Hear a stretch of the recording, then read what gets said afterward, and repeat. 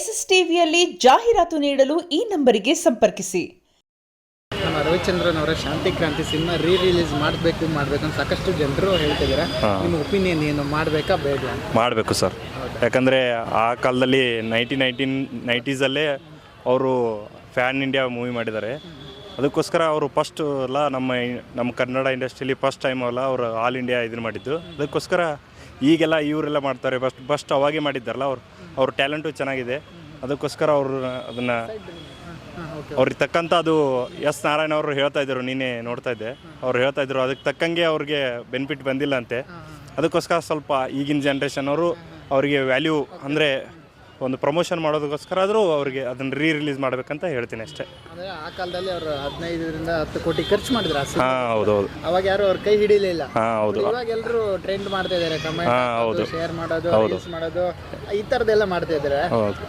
ಅವಾಗೇ ನೋಡಿಲ್ಲ, ಬಟ್ ಇವಾಗ ರಿಲೀಸ್ ಮಾಡಿ ಹೆಂಗೆ ನೋಡ್ತಾರೆ, ಯಾವ ನಂಬಿಕೆ ಮೇಲೆ? ಅಂದರೆ ಈ ಜನ್ರೇಷನ್ ಹೆಂಗೆ ಅಂದರೆ ಬರೀ ಫೈರಿಂಗ್ ಇರಬೇಕು, ಈ ಥರ ಎಲ್ಲ ಮೂವಿ ಇಷ್ಟಪಡ್ತಾರೆ. ಬಟ್ ಅದು ಒಂಥರ ಇಂಡಿಯನ್ ಸೆಕ್ಯುಲರನ್ನು ಮೇಂಟೈನ್ ಮಾಡಿದೆ.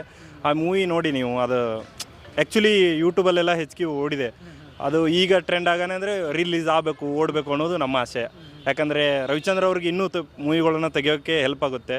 ಈಗ ನೋಡಿ ಪ್ರೇಮಲೋಕನವರು ಚೆನ್ನಾಗಿತ್ತು, ಅವರು ಆಲ್ಮೋಸ್ಟ್ ಎಲ್ಲನೂ ಒಳ್ಳೆಯ ಇದನ್ನು ತೊಗೊಂಡು ಮೂವಿ ಮಾಡಿರ್ತಾರೆ. ಅದಕ್ಕೋಸ್ಕರ ಅವ್ರಿಗೆ ಹೆಲ್ಪ್ ಮಾಡಿದರೆ ಇನ್ನೂ ಅವರೇನು ಬೇರೆದ್ರಲ್ಲಿ ಇನ್ವೆಸ್ಟ್ಮೆಂಟ್ ಮಾಡಲ್ಲ, ಇದೇ ಮೂವಿಯಲ್ಲೇ ಇನ್ವೆಸ್ಟ್ಮೆಂಟ್ ಮಾಡ್ತಾರೆ. ನಮ್ಮ ಕನ್ನಡ ಇಂಡಸ್ಟ್ರಿ ಬೆಳೆಯೋದಕ್ಕೆ ಹೆಲ್ಪ್ ಆಗುತ್ತೆ, ಇಷ್ಟು ಹೇಳ್ಬೋದು. ಮತ್ತೆ ಆವಾಗ ಶಾಂತಿ ಕ್ರಾಂತಿ ಜನರಿಗೆ ಗೆಲ್ಸಿದ್ರೆ ಇವಾಗ ರವಿಚಂದ್ರನ್ ಅವ್ರ ಕೈಯಿಂದ ಇನ್ನೂ ಸಿನಿಮಾಗಳು ಬರ್ತಾರೆ. ನಿಜ ಸರ್, ಅವ್ರೇನಾದರೂ ಅವಾಗ ಗೆದ್ದಿದ್ರೆ ಈಗ ನಮ್ಮ ಕನ್ನಡ ಇಂಡಸ್ಟ್ರಿಯಲ್ಲಿ ಬೇರೆ ಲೆವೆಲ್ಗೆ ಇರೋದು. ಈಗೇನು ನಮ್ಮ ಯಶ್ ಅವ್ರು ತೊಗೊಂಡು ಹೋಗಿದಾರಲ್ಲ, ಈ ಥರ ಅವಾಗಲೇ ಅವರು 2000 ಒಯ್ಬೋದಾಗಿತ್ತು ನಾವು. ಬಟ್ ಅವಾಗ ನಾವು ಏನು ಅವ್ರಿಗೆ ಮಾಡಿದ್ದಂಥದ್ದು ನಾವು ತಪ್ಪು, ನಾವು ಇರಲಿಲ್ಲ ಅವಾಗೆಲ್ಲ, ಏನು ಮಾಡೋಕ್ಕೆ ಬರಲ್ಲ. ನಾವೆಲ್ಲ ಯೂಟ್ಯೂಬಲ್ಲೇ ನೋಡಿರೋದು ಮೂವಿನ. ಈ ಸಿನಿಮಾದಿಂದ ಒಂದು ಸ್ವಲ್ಪ ರವಿಚಂದ್ರನ್ ಅವರು ಕುಗ್ಗಿದ್ರು ಆ ರೀತಿ ಅಂತ. ಹೌದು. ಅವ್ರದ್ದು ಸಾಲ ಆಯಿತು ಅಂತ ಮೊನ್ನೆ ಯಾವುದೋ ಒಂದು ಇದರಲ್ಲಿ ನೋಡ್ತಾ ಇದ್ದೆ, ಅವ್ರದ್ದು ಇನ್ನೂ ಸಾಲ ಇತ್ತು ಅಂತ ಹೇಳ್ತಾ ಇದ್ರು. ಮೊನ್ನೆ ಅವರು ಯಾರು DK ಶಿವಕುಮಾರ್ ಮಾತಾಡಿದಾದ್ಮೇಲೆ ಹೇಳ್ತಾ ಇದ್ರು, ನನ್ನ ಸಾಲ ಎಲ್ಲ ಮುಗಿದಿದೆ ಅಂತ ಅವ್ರು ಹೇಳ್ತಾ ಇದ್ರು.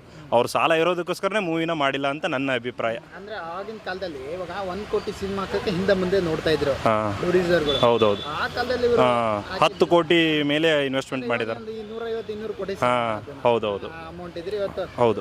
ರವಿಚಂದ್ರನ್ ಅಷ್ಟು ಕೋಟ್ಯಾಧಿಪತಿ ಅವ್ರಿಗೇನು ಬೇಡ, ಅಟ್ಲೀಸ್ಟ್ ಅದ್ರ ಮೇಲೇ ಸ್ವಲ್ಪ ಅವ್ರು ಹೆಂಗೆ ಗೊತ್ತಾ, ಅದು ಬಜೆಟ್ 1 ಕೋಟಿ ಇದ್ದಿದ್ದನ್ನು ನೆಕ್ಸ್ಟ್ 1.5 ಕೋಟಿ ಮೂವಿ ಮಾಡ್ತಾರೆ. ಅವ್ರಿಗೆ ಬಜೆಟ್ ಸ್ವಲ್ಪ ಅದರ ಅರ್ಧ ಬಂದ್ರೂ ಕೂಡ ಅವ್ರು ಚೆನ್ನಾಗಿರೋ ಮೂವಿನ ಮಾಡ್ತಾರೆ. ಅವ್ರಿಗೆ ಓವರ್ ಆಗಿ ಸಾಲ ಆಗಿರೋದ್ರಿಂದ ಅವರು ಮೂವಿ ಮಾಡೋದನ್ನೇ ಭಾಳ ಕಡಿಮೆ ಮಾಡಿಬಿಟ್ರು. 1 ಕೋಟಿ ಬಂತಂದ್ರೆ ಇವಾಗ 1.5 ಕೋಟಿ ಮೇಲೆ ಮೂವಿ ಮಾಡ್ತಾರೆ. ಮತ್ತೆ ಒಂದು ಅರ್ಧ ಕೋಟಿ ಸಾಲ ತೆಗೆದು 1.5 ಕೋಟಿ ಮೂವಿ ಮಾಡ್ತಾರೆ. ಆ ಥರ ಮಾಡ್ತಾರೆ ಅವರು. ಆ ಥರ ಮೆಂಟಾಲಿಟಿ ಮನುಷ್ಯರು. ಅವ್ರು ಇಂಟ್ರೋಲ್ಲಿ ಹೇಳ್ತಿರ್ತಾರೆ ಕೇಳಿ, ಯಾವುದೇ ಮೆಟೀರಿಯಲನ್ನು ಅವ್ರು ಯೂಸ್ ಮಾಡಿದರೂ ಕೂಡ ಯಾವತ್ತೂ ಅದನ್ನೇ ಆ ಸಿನಿಮಾದಲ್ಲಿ ನಾನು ಇಂಟ್ರೊಡ್ಯೂಸ್ ಮಾಡೋ ತನಕ ನಾನು ಬಿಡೋದೇ ಇಲ್ಲ ಅಂತ ಹೇಳ್ತಿರ್ತಾರೆ ಅವರು. ರಜನಿಕಾಂತ್ ಅವ್ರನ್ನ ಕರ್ಕೊಂಡು ಬಂದ್ರೆ, ಹೌದು. ನಾಗಾರ್ಜುನ ಅವ್ರನ್ನ, ಹೌದು, ಜೂಹಿ ಚಾವ್ಲಾ ಎಲ್ಲ ನೋಡಿ ಅವ್ರು ಬೆಳೆಸಿರೋದು. ಎಲ್ಲ ಇಂಡಸ್ಟ್ರಿ ಎಲ್ಲ ಹೀರೋಗಳು ಇಲ್ಲಿಂದನೇ ಬೆಳೆದಿರೋದು. ಅವ್ರ ಕೈಯಲ್ಲೇ ಹೀರೋನೇ ಆಯಿತು, ಹೀರೋಗಳಾಯಿತು, ಆಲ್ಮೋಸ್ಟ್ ಅವರು ಆ ಥರನೇ ಬೆಳೆಸಿರೋದು. ಇವಾಗ ರಜನಿಕಾಂತ್ ಅವ್ರು ಯಾವ ಲೆವೆಲ್ ಇದ್ದಾರೆ, ನಾಗಾರ್ಜುನ ಅವ್ರು ಯಾವ ಲೆವೆಲ್, ಇವಾಗಿನ ಸಿಚುವೇಶನ್ ಅವ್ರನ್ನ ಕರ್ಸೋದು ತುಂಬ ಕಷ್ಟ ಇದೆ. ಅವ್ರು ನೋಡಿ ಅವರೆಲ್ಲ ಕರ್ಸೋದು ಕಷ್ಟ, ಬಟ್ ಅವರೆಲ್ಲ ಬೆಳೆದ್ರಲ್ಲ ಬೇರೆ ಇಂಡಸ್ಟ್ರಿಯಲ್ಲಿ ಅವ್ರು ಬೆಳೆದ್ರು. ಯಾಕಂದರೆ ಇದೇ ಥರ ಅವ್ರಿಗೆ ಇನ್ಸ್ಪಿರೇಷನ್ ತೊಗೊಂಡು ಬೇರೆ ಮಾಡಿ ಇವ್ರ ಏನಾದರೂ ಅವಾಗ ನಾವು ಪ್ರಚೋದನೆ ಕೊಟ್ಟಿದ್ರೆ ಇವರು ಆ ಥರ ಬೆಳೀತಿದ್ರಲ್ಲ. ಈಗ ಇವರು ಯಾರಿಗೆ ಸಿಗಲಾರ್ದಂಗೆ ಬೆಳೀತಿದ್ರು. ಈಗ ಹೆಂಗೆ ಎಷ್ಟು ಥರ ಅವ್ರು ಆಗಿದಾರಲ್ಲ, ಈ ಥರ ಅವ್ರು ಆಗಲೇ ಬೆಳೀತಿದ್ರು ಅಂತ ನಮ್ಮ ಆಸೆ. ಅದು ಏನೋ ಕಾಲಕ್ಕೆ ರವಿಚಂದ್ರನ್ ಮಾಡೋಕ್ಕಾಗದಿರುವಾಗ ಯಶ್ ಅವ್ರು ಮಾಡ್ತಾ ಇದ್ದಾರೆ. ಅವಾಗ ಜನ ಸಪೋರ್ಟ್ ಮಾಡಿಲ್ಲ, ಈಗ ಜನ ಸಪೋರ್ಟ್ ಮಾಡ್ತಾರೆ. ಅವಾಗ ಪುಟ್ನಂಜ ಅಂತ ಮೂವಿ ಬಂದಿತ್ತು ಗೊತ್ತಾ, ಅವಾಗೆಲ್ಲ ನಮ್ಮ ಊರಲ್ಲಿ ಹೇಳ್ತಿರ್ತಾರೆ 10 ರೂಪಾಯಿ 2 ರೂಪಾಯಿ ಕೊಟ್ಟೆಲ್ಲ ಮೂವಿಗೆ ಹೋಗ್ತಿರಂತೆ. ಅವರು ಒಳ್ಳೆಯ ಥರ ಸಿನಿಮಾಗಳನ್ನು ಮಾಡಿದವ್ರೆ. ಅಂದರೆ ಕಲ್ಚರಲ್ಲಿ ಇರ್ಬೋದು, ಸೆಕ್ಯುಲರ್ ನೇಚರ್, ಆ ಥರ ದೇಶಕ್ಕೆ ಒಳ್ಳೆದಿರುವಂಥ ಮೂವೀಸನ್ನು ಮತ್ತು ನಮ್ಮ ಸಂಸ್ಕೃತಿಗೆ ವ್ಯಾಲ್ಯೂ ಇರುವಂಥ ಮೂವೀಸನ್ನೇ ಮಾಡಿದ್ದಾರೆ. ಅದಕ್ಕೋಸ್ಕರ ರಿಲೀಸ್ ಆಗಬೇಕು. ಜನ ಅದಕ್ಕೆ ತುಂಬ ಒಳ್ಳೆ ರೀತಿಯಲ್ಲಿ ಪ್ರಚೋದನೆ ಕೊಡಬೇಕಂತ ನನ್ನ ಆಸೆ. ಈಗ ಕ್ರೇಜಿ ಸ್ಟಾರ್ ಅಂತಿದ್ವಿ ರವಿಚಂದ್ರನ್. ಹೌದು. ಅವರು ಆ ಪ್ಲೇಸ್ಗೆ ಮತ್ತೆ ನಮ್ಮಲ್ಲಿರುವಂಥ ಹೀರೋನ ಯಾರನ್ನ ರಿಪ್ಲೇಸ್ಮೆಂಟ್ ಮಾಡ್ಬೋದು ಆ ಕ್ರೇಜಿ ಸ್ಟಾರ್ ಪಾತ್ರಕ್ಕೆ? ಯಾರನ್ನಾರು ಕನ್ನಡದಲ್ಲಿ ನಮ್ಮ ಇರುವಂಥ ಹೀರೋನಾರು ಕ್ರೇಜಿ ಸ್ಟಾರ್ ಅಂತಂದರೆ ನನ್ಗೆ ಯಾರು ಆ ಥರ ಮೆಂಟಾಲಿಟಿ ಯಾರು ರಿಪ್ಲೇಸ್ ಮಾಡೋಕ್ಕಾಗಲ್ಲ ಸರ್. ಸಿಗ್ತಾರೆ. ಬಟ್ ಕ್ರೇಜಿ ಸ್ಟಾರ್ ಅವ್ರಿಗೆ ಹೆಸರಲ್ಲೇ ಇದೆ ಅದು ಗತ್ತು. ಅವರು ಹೆಂಗೆ ಗೊತ್ತಾ, ನಮ್ಮ ಸೈಡೆಲ್ಲ ನಮ್ಮ ಮುದೋಳು ಜಮಖಂಡಿ ನಮ್ಮ ಸೈಡೆಲ್ಲ ಅವ್ರು ಬಂದರೆ ಫುಲ್ಲು ಉಕ್ಕಿರ್ತಾರೆ. ಸಾಂಗಲ್ಲೂ ಮೆನ್ಷನ್ ಮಾಡ್ಯವ್ರೆ, ಅದು ಯಾರು ಸಾಂಗಲ್ಲಿ ಇದೆಯಲ್ಲ, ಮಂಡ್ಯ ನೋಡು ಜಮಖಂಡಿ ಅಂತೆಲ್ಲ ಮೆನ್ಷನ್ ಮಾಡೋರಲ್ಲ, ಅವರೆಲ್ಲ ಸಖತ್ ಫ್ಯಾನ್ಸ್ ಇದ್ದಾರೆ. ಅವ್ರು ಒಳ್ಳೆ ಇದಿದೆ ಸರ್. ಹುಡುಗರು ಸಖತ್ ಇನ್ಸ್ಪಿರೇಷನ್ ತೊಗೋತಾರೆ ಅವರಿಂದ.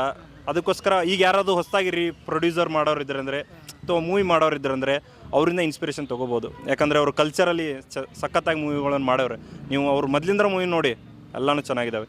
ಆಲ್ಮೋಸ್ಟ್ ಈ ಕಾಲಕ್ಕೆ ಏನಾದರೂ ಇದ್ದರೆ ಅವ್ರು ಇನ್ನೂ ಗಳಿಸ್ಬೋದಿತ್ತು. ಈಗೆಲ್ಲ ಯುವಕರೆಲ್ಲ ಆ ಥರ ಹೊಂಟವ್ರೆ. ಅವಾಗೆಲ್ಲ ಸ್ವಲ್ಪ ಪ್ರಚೋದನೆ ಇರಲಿಲ್ಲ ಮತ್ತು ಡಿಜಿಟಲ್ ಇರಲಿಲ್ಲ ಅಲ್ವಾ, ಅದಕ್ಕೋಸ್ಕರ ಅವ್ರಿಗೆ ಲಾಸ್ ಆಗಿರೋದು ಅನಿಸ್ತು. ರಿಲೀಸ್ ಆಗಬೇಕು. ಆಗಬೇಕು, ನೋಡ್ತೀರಾ? ನೋಡ್ತೀವಿ. ನಮ್ಮ ಫ್ರೆಂಡ್ಸ್ಗೆಲ್ಲ ಆಲ್ರೆಡಿ ಹೇಳಿದ್ದೀನಿ, ಒಟ್ಟರು ಕೂಡ ನೋಡ್ತೀವಿ. Okay, thank you. SS TV, cinema ಜಗತ್ತಿನ ಕ್ಷಣ ಕ್ಷಣದ ಸುದ್ದಿಯೊಂದಿಗೆ.